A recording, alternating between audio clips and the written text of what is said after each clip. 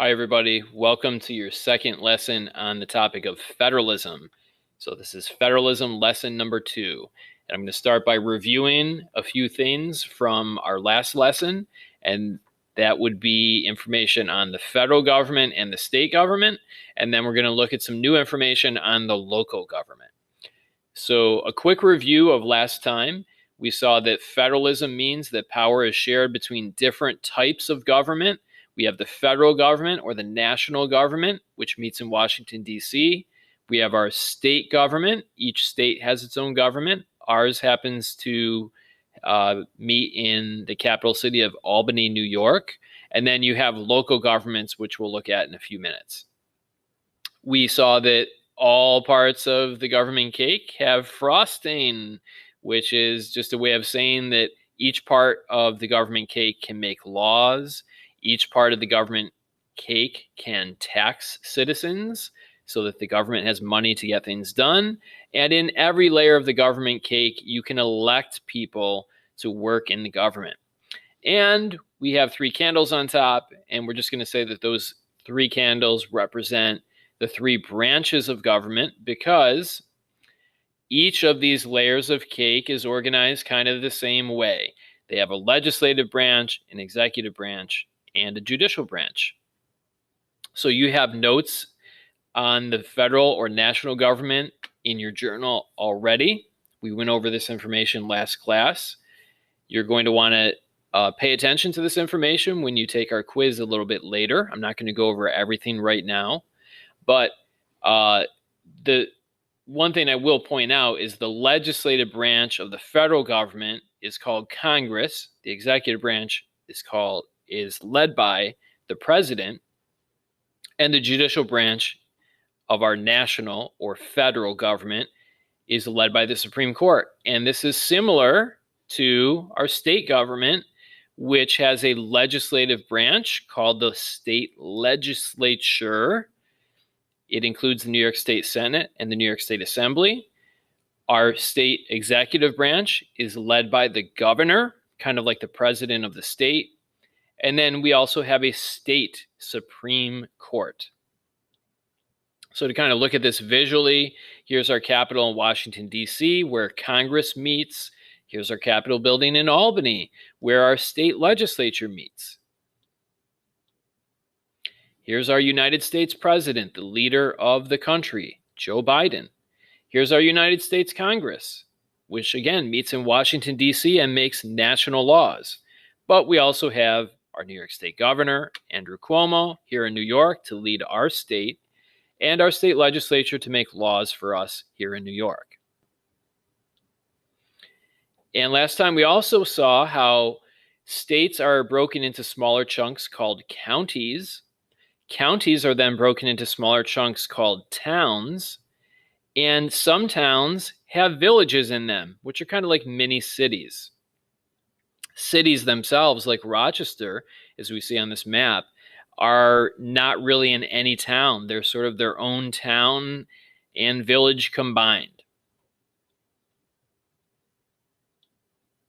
So each layer of these local governments, whether it's your county, town, village, or city, also is broken into 3 branches. So go back again to our 3 candles. Your county government has a county legislature, which makes county laws for the county. Your county government is led by a county executive. That's the actual title. They're not called the president of the county. They're not called the governor of the county. They're called the county executive. And you have county courts. Within your town, you have sort of a legislative branch. It's called the town board. You have a leader of the town government called the town supervisor. And you have town court, which is probably the first court you'll find yourself in. It's usually town court where you go if you get a speeding ticket. So back to our map here. Understand that counties have a government. They take care of things like, county roads. Monroe County Water Authority takes care of the water for Monroe County, make sure that you're getting fresh water. They do other things. The town takes care of town roads. The town government helps maintain schools. In the case of Greece, the town of Greece has a police department. So town governments and sometimes village governments have local police departments. There is a Brockport Police Department. There is a town of Ogden Police Department. But there is no town of Hamlin Police Department. They rely on the Monroe County Sheriff's Department. So counties have a police force. They're called the county sheriffs. And those people you see in police cars, keeping a close eye on the highways, those guys are guys and gals, because there are female sheriffs and male sheriffs. And they're actually not sheriffs. There's one sheriff. The sheriff runs the whole sheriff's department. And those people you see in the cars, those are called sheriff's deputies. And the sheriff's deputies patrol all the roads in Monroe County. And they help out if there's an emergency in the town of Greece. The Monroe County sheriffs might show up to help. You might see state police at the scene of a car accident. Because again, we have a state police department. I've literally seen situations, usually a car accident, where there's a Monroe County sheriff, there's a town police, and there's a state trooper there. In fact, one time I had to call because I had some vandalism at my house, and I had a state trooper show up, and I had a Orleans County sheriff show up, and I talked to both of them. So that's just another way to think about the bottom layer of the government cake. We can break the local government into county, town, and village, and each of those layers sometimes has a police department, but always has a government. So what does the local government do? The local government is in charge of schools. So the schools are run by the local government. Greece School District, right? It's not called the New York State School District. It's the Greece School District. Local governments maintain roads. Most of the local roads are plowed here in Greece by the town of Greece. Fire departments, police, libraries, local laws, and what we call ordinances. So really when you're talking about the local government, at the local level, these kind of laws would be things like maybe you're not allowed to build a fence within 3 feet of the property line between you and your neighbor. If you do improvements on your home, if you're putting on a new roof, a lot of times you have to go to the town and get permission to do that, and you have to pay for a building permit, and then the town will come out and they will inspect the roof to make sure everything is being done safely. So local laws oftentimes involve your property, things you can and cannot do on your property, things like laws like you can't rob a bank, right? That's more of a state law. Speed limits are usually state laws, unless villages, for example, sometimes have their own speed limit within the village limits. So these different layers of government, federal, state, and local, are all sort of cooperating together. In a perfect world, they are cooperating together to take care of your needs. Sometimes the cooperation works out and sometimes it does not. So I have some examples here from last year, actually, the coronavirus epidemic. Early in the epidemic, we saw federalism at work. We had a big outbreak of coronavirus in New York City. So the governor of New York, Andrew Cuomo, asked for the federal government, the feds, to deploy the Army Corps of Engineers. So the Army Corps of Engineers is the part of the Army that builds stuff. You know, the Army doesn't just shoot and destroy. Sometimes they have to build things like bridges. And in this case, Governor Cuomo, the state government leader, went to the federal government, the national government, and said, hey, we need help. We probably are going to need some extra hospitals. So he was asking for the Army to come in and build some temporary hospitals down in the New York City area. The president at the time, President Trump, agreed to work with Andrew Cuomo. They were not always getting along at that point, but as this article says, they reached a ceasefire and agreed to work together. And one thing that Donald Trump did at the time was he deployed hospital ships from the United States Army to the New York City area to help with the coronavirus outbreak. Another way we can see federalism at work would be if we look at the timeline of how and why schools shut down last year in March. Check this out. On March 7th, the governor, Andrew Cuomo, saw what was happening with coronavirus, and he declared a state of emergency in the state of New York, which gave him some extra powers as governor to make some decisions, which ultimately would include closing schools.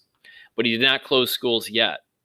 Then on March 13th, it was a Friday, it was the last Friday that everybody was in school, the president of the country, the United States federal government, President Donald Trump, got on the news. He had a press conference or made a speech, and he declared a national state of emergency in the United States, which gave him some additional powers within the whole country. The next day was a Saturday, and I very clearly remember getting the phone call that there had been some coronavirus cases reported here at Arcadia Middle School, actually. And I think this is what prompted your Monroe County executive, the leader of the Monroe County government, his name is Adam Bello. He declared a state of emergency in Monroe County.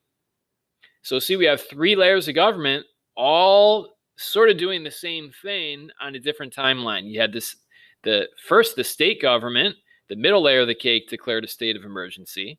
Then the federal government said there's a state of emergency in the whole country. And then you had the local government, the county government, saying it's a state of emergency. And it was then the county government that said all schools must close in Monroe County by March 16th. And by coincidence, the state governor, Andrew Cuomo, similarly ordered that all schools had to close between March 18th and April 1st in the entire state. So first you had the county government closing the schools in Monroe County, and then you had the state government saying, we're going to close all schools in the state. And this was happening in other states across the country. But there were some states where the schools did not close at first. The schools closed at different times because that was a decision based on what was happening in each state or even within each county. So let's go back to our government cake.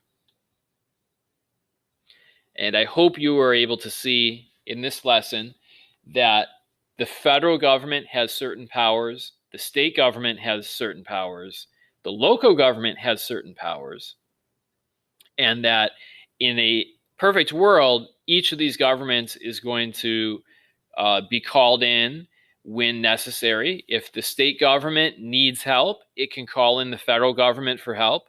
If the local government needs help, it may turn to the state government. And actually, this is what is happening right now. The local government is having to follow some state government guidelines on when schools can fully reopen.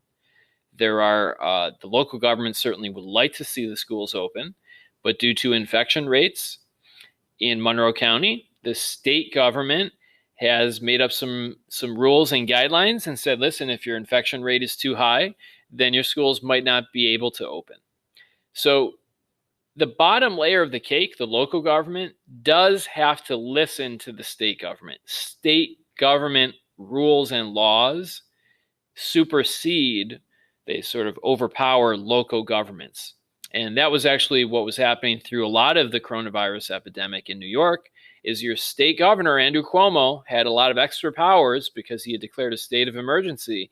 And he was able to tell the local governments what to do, when businesses could open, when businesses needed to stay closed, when schools could open, when schools had to stay closed. Okay, that's it for our federalism lesson.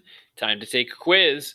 Please make sure you use all 3 of these slides in your Unit 6 journal to help you on that federalism quiz.